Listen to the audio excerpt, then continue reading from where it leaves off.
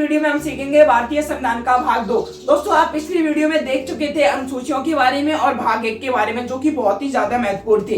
तो दोस्तों आज की वीडियो में आप क्या सीखोगे, भारतीय संविधान में नागरिकता।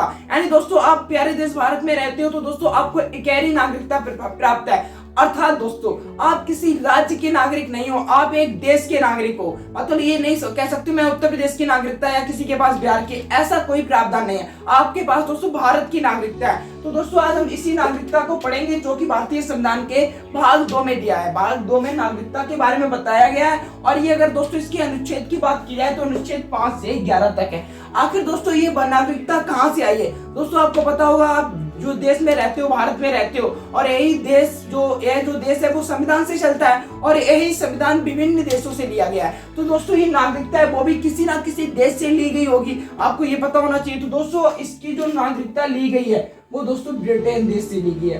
कौन से देश से ली गई है? ब्रिटेन।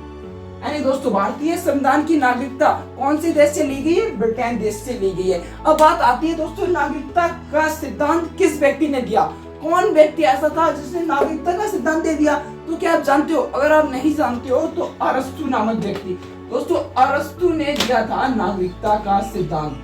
किसने दिया था दोस्तों? अरस्तु ने दिया था नागरिकता का सिद्धांत। अब दोस्तों हम भाग 2 को पढ़ेंगे जो कि अनुच्छेद 5 से 11 तक है। अब हम दोस्तों 1 बाय 1 5 भी देखेंगे, 6 भी देखेंगे, 7 भी देखेंगे, 8 भी देखेंगे, 9 भी देखेंगे, 10 भी देखेंगे, 11 भी देखेंगे और आपको यह आज ही याद हो जाएगा। इसलिए दोस्तों आप वीडियो को एंड तक वॉच कीजिए। तो दोस्तों सब स्टार्ट करते हैं आर्टिकल 5 से। तो दोस्तों अनुच्छेद 5 कहता है प्रारंभिक नागरिकता। प्रारंभिक नागरिकता। अब आप कहोगे ये प्रारंभिक नागरिकता क्या है? मतलब दोस्तों आपको पता होना चाहिए कि भारत का संविधान था वो दोस्तों कब लागू हुआ? 26 जनवरी 1950। 26 जनवरी को दोस्तों इंडियन कॉन्स्टिट्यूशन लागू हो गया था।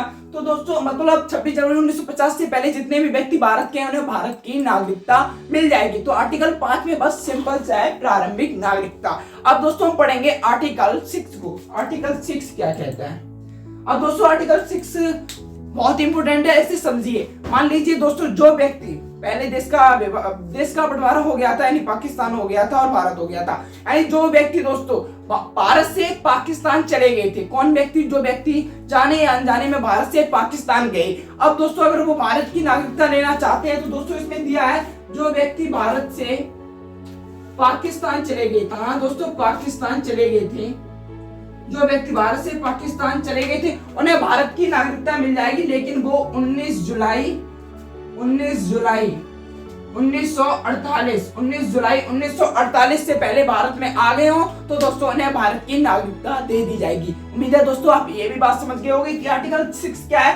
यानी दोस्तों जो भारत में रहा होगा, जो देश आजाद होने के बाद पाकिस्तान में पहुंच गया होगा, वो अगर दोस्तों 19 जुलाई 1948 से पहले भारत में आ चुका है तो उसे भारत की नागरिकता दे दी जाएगी। बाद में आएगा तो नहीं दी जाएगी।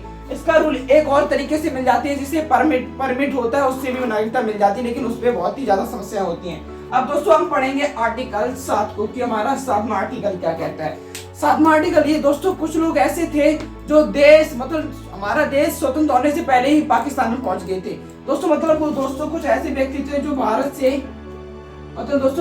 पाकिस्तान चले गए थे। कौन से दोस्त? भारत से पाकिस्तान चले गए थे। पाकिस्तान 1 मार्च 1947 को ही पाकिस्तान चले गए थे दोस्तों। तो अब वो भी अगर भारत में आना चाहे आ गए तो दोस्तों उनको भी भारत की नागरिकता मिल गई। तो आर्टिकल 7 यही कहता है दोस्तों जो व्यक्ति पाकिस्तान चले गए थे 1 मार्च 1947 को अगर वो भारत में आएगी तो उनको भी नागरिकता दे दी जाएगी। अब दोस्तों हमारी आर्टिकल 8 की बात करते हैं। दोस्तों अगर आपका सपना होगा कि मैं अमेरिका में जाऊं, वहां जाके पैसा कमाऊं, तो आपके मन में एक डाउट होगा क्या मेरी नागरिकता चली जाएगी? अगर मैं अमेरिका में ही 10-15 साल काम करता हूं, वहीं पे नौकरी करता हूं, क्या आपकी नागरिकता जाएगी? नहीं जाएगी दोस्तों। अगर आप कहीं मतलब विदेशी भ्रमण करते हो, विदेशी भ्रमण, अगर दोस्तों आप विदेशी भ्रमण पर हो जिसमें आप मान लो नौकरी कर रहे हो या घूम रहे हो या दोस्तों आपने विवाह भी कर लिया, तब तक आपकी नागरिकता भारत की रहेगी, आपकी नागरिकता नहीं जाएगी आर्टिकल 8 के तहत। लेकिन दोस्तों अगर आप मान लीजिए अमेरिका गए और आपने वहां पर अच्छा अपना काम सेटल कर लिया, लेकिन वहां पर अमेरिका जाने के बाद आपने अमेरिका की नागरिकता धारण कर ली, तो दोस्तों आर्टिकल 9 के तहत आप भारत की नागरिकता खो देंगे। आर्टिकल 9 के तहत आप भारत की नागरिकता खो देंगे। कब? जब किसी आप विदेशी की नागरिकता मतलब किसी विदेशी की नागरिकता को स्वीकार कर लेंगे। मतलब दोस्तों आप भारत से अमेरिका गए कुछ करने के लिए, यानी अपना काम हम किया और आपने वहीं शादी वादी कर ली और उसके बाद क्या हुआ दोस्तों, आपने अमेरिका की नागरिकता को ले लिया। अब दोस्तों आर्टिकल 9 के तहत आप इंडियन कॉन्स्टिट्यूशन के अकॉर्डिंग भारत की नागरिकता को छोड़ना पड़ेगा, यानी आपकी नागरिकता छीन ली जाएगी। आप उम्मीद है दोस्तों आप 9 आर्टिकल तक सीख चुके हो। अब हम रिवीजन कराने हैं दोस्तों। 5वें आर्टिकल में क्या था? प्रारंभिक नागरिकता। 6ठे आर्टिकल में क्या है? भारत पाकिस्तान जो दोस्तों 19 जुलाई से 1948 से पहले आ चुके हो। 7वीं क्या है? भारत पाकिस्तान जो 1 मार्च 1947 को गए हो। और 8वां क्या है दोस्तों? विदेशी भ्रमण पर अगर आप नौकरी करने जा रहे हो, कुछ भी करने जा रहे हो तो आपकी नागरिकता नहीं छीनी जाएगी तब तक जब तक आप विदेश की नागरिकता, कोई विदेशी देश की नागरिकता को नहीं लेते हो। तो आर्टिकल 9 में अगर दोस्तों आपने मान लीजिए किसी विदेशी नागरिकता ले ली तो दोस्तों आपको भारत की नागरिकता को छोड़ना पड़ेगा। और दोस्तों हम अब बात करेंगे कि आर्टिकल 10 क्या कहता है।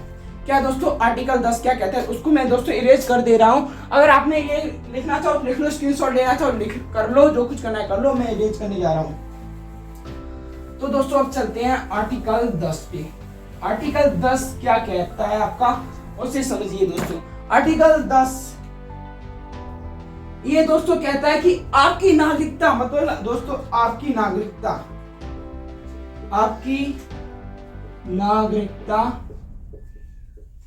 नागरिकता को कोई छीन नहीं सकता। मतलब दोस्तों आप भारत में रहते हो तो आपकी नागरिकता कोई छीन नहीं सकता जब तक आप कोई देश विरोध कार्य ना करें। अर्थात दोस्तों आर्टिकल 10 क्या कहता है, आपकी नागरिकता कोई भी नहीं छीन सकता है जब तक आप कोई देश विरोध कार्य नहीं कर सकते। तो ऐसा कोई व्यक्ति नहीं है कि आपकी नागरिकता को छीन ले। आर्टिकल 10 भी आसान है दोस्तों, आप आसानी से सीख गए होंगे। अब हम बात करेंगे कि हमारा आर्टिकल 11 क्या कहता है। आर्टिकल 11 दोस्तों 11 बहुत ही ज्यादा इंपॉर्टेंट है। 11 ये कहता है दोस्तों, अगर नागरिकता संबंधी कोई कानून बनेगा तो उसे संसद में पास होना पड़ेगा। दोस्तों अगर मान लीजिए नागरिकता संबंधी कानून, नागरिकता संबंधी जो कानून होगा दोस्तों, नागरिकता संबंधी जो कानून होगा, जो दोस्तों नागरिकता संबंधी कानून, कुछ भी कानून अगर नागरिकता संबंधी है तो उसे दोस्तों पहले संसद में पास होना पड़ेगा। क्या होगा दोस्तों? संसद में कैसा होगा? पास होगा। और दोस्तों इसका जो अंडर आता है वो गृह मंत्रालय के अंतर्गत होता है। इसके अंतर्गत आता है गृह मंत्रालय। उम्मीद है दोस्तों आप आज की वीडियो में भाग 2 को अच्छे से सीख गए होंगे। दोस्तों आपको इसमें क्या छूट गया है, कमेंट सेक्शन आपके लिए खुला पड़ा है। और दोस्तों इंडियन कॉन्स्टिट्यूशन को पढ़ना बहुत जरूरी है प्रत्येक भारतीय को। तो दोस्तों आपको इस वीडियो में क्या कमी लगी, क्या अच्छाई लगी, कमेंट सेक्शन में अवश्य बताएं। और दोस्तों इसके बाद आपके पास आएगा एक रिवीजन वीडियो, अनुसूची से लेके भाग 2 का रिवीजन मिलेगा आपको नेक्स्ट वीडियो में। तो दोस्तों इसकी प्लेलिस्ट भी बन रही है इंडियन कॉन्स्टिट्यूशन की, आप इसी चैनल पे जुड़े रहिए और आप संविधान पढ़ते रहिए। उम्मीद है दोस्तों आपको ये वीडियो पसंद आया होगा। मिलती है नेक्स्ट वीडियो में। Tata bye bye.